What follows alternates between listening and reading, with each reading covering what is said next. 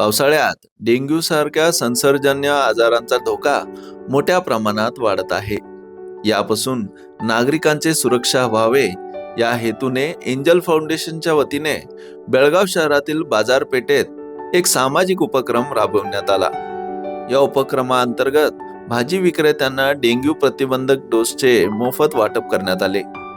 या मोहिमेचा शुभारंभ एंजल फाउंडेशनच्या संस्थापिका आणि अध्यक्षा मीनाताई बेनके यांच्या हस्ते करण्यात आला. त्यांनी प्रत्येक विक्रेत्याला डेंग्यूचे डोस देत आरोग्याची काळजी घेण्याचा आणि परिसर स्वच्छ ठेवण्याचा संदेश दिला.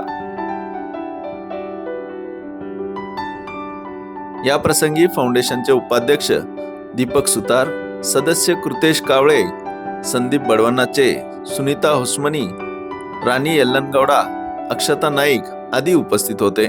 नागरिकांच्या आरोग्यासाठी एंजल फाउंडेशन कडून सातत्याने विविध उपक्रम राबवले जात आहेत आणि भविष्यातही अशी जनजागृती करत उपक्रम सुरू ठेवले जातील, असे आश्वासन मीनाताई बेनके यांनी दिले आहे.